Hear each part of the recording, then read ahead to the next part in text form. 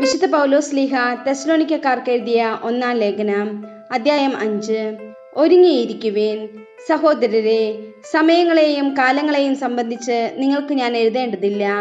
കാരണം രാത്രിയിൽ കള്ളൻ എന്ന പോലെ കർത്താവിന്റെ ദിനം വരുമെന്ന് നിങ്ങൾക്ക് നന്നായി അറിയാം. സമാധാനവും ഭദ്രതയുമെന്ന് അവർ പറഞ്ഞുകൊണ്ടിരിക്കെ തന്നെ ഗർഭിണിക്ക് പ്രസവവേദന ഉണ്ടാകുന്നത് പോലെ പെട്ടെന്ന് നാശം അവരുടെ മേൽ നിപതിക്കും. അതിൽ നിന്ന് അവർ രക്ഷപ്പെടുകയില്ല. എന്നാൽ സഹോദരരെ, ആ ദിവസം കള്ളൻ എന്ന പോലെ നിങ്ങളെ അപ്രതീക്ഷിതമായി പിടികൂടാൻ ഇടയാകത്തക്ക വിധം നിങ്ങൾ അന്ധകാരത്തിലല്ല കഴിയുന്നത്. നിങ്ങളെല്ലാവരും പ്രകാശത്തിൻ്റെയും പകലിൻ്റെയും പുത്രന്മാരാണ്.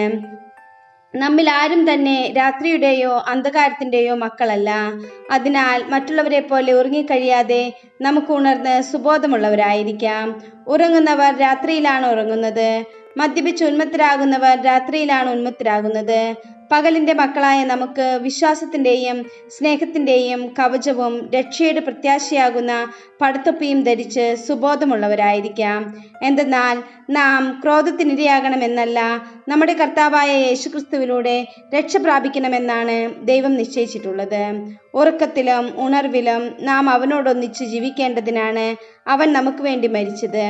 അതിനാൽ നിങ്ങൾ ഇപ്പോൾ ചെയ്യുന്നത് പോലെ തന്നെ തമ്മിൽ ആശ്വസിപ്പിക്കുകയും പരസ്പരോന്നമനത്തിന് വേണ്ടി യത്നിക്കുകയും ചെയ്യുവേൻ. സമൂഹ ജീവിതം. സഹോദരരെ, നിങ്ങളുടെ ഇടയിൽ അധ്വാനിക്കുകയും കർത്താവിൽ നിങ്ങളെ നയിക്കുകയും അനുശാസിക്കുകയും ചെയ്യുന്നവരെ അവരുടെ അധ്വാനം പരിഗണിച്ച് അത്യധികം സ്നേഹത്തോടെ ബഹുമാനിക്കണമെന്ന് ഞങ്ങൾ അഭ്യർത്ഥിക്കുന്നു. നിങ്ങൾ സമാധാനത്തിൽ കഴിയുവേൻ. സഹോദരരെ, നിങ്ങളെ ഞങ്ങൾ ഉത്ബോധിപ്പിക്കുന്നു. അലസരെ ശാസിക്കുവേൻ, ഭീരുക്കളെ ധൈര്യപ്പെടുത്തുവേൻ, ദുർബലരെ സഹായിക്കുവേൻ. എല്ലാ മനുഷ്യരോടും ക്ഷമാപൂർവം പെരുമാറുവേൻ. ആരും ആരോടും തിന്മയ്ക്ക് പകരം തിന്മ ചെയ്യാതിരിക്കാനും തമ്മിലും എല്ലാവരോടും സദാ നന്മ ചെയ്യാനും ശ്രദ്ധിക്കുവേൻ. എപ്പോഴും സന്തോഷത്തോടെ ഇരിക്കുവേൻ. ഇടവിടാതെ പ്രാർത്ഥിക്കുവേൻ. എല്ലാ കാര്യങ്ങളിലും നന്ദി പ്രകാശിപ്പിക്കുവേൻ. ഇതാണ് യേശുക്രിസ്തുവിൽ നിങ്ങളെ സംബന്ധിച്ചുള്ള ദൈവഹിതം. ആത്മാവിനെ നിങ്ങൾ നിർവീര്യമാക്കരുത്. പ്രവചനങ്ങളെ നിന്ദിക്കരുത്. എല്ലാം പരിശോധിച്ചു നോക്കുവേൻ. നല്ലവയെ മുറുകെ പിടിക്കുവേൻ. എല്ലാത്തരം തിന്മയിൽ നിന്ന് അകന്നു നിൽക്കുകയും ചെയ്യുവേൻ. സമാപനാശംസ. സമാധാനത്തിന്റെ ദൈവം നിങ്ങളെ പൂർണ്ണമായി വിശദീകരിക്കട്ടെ.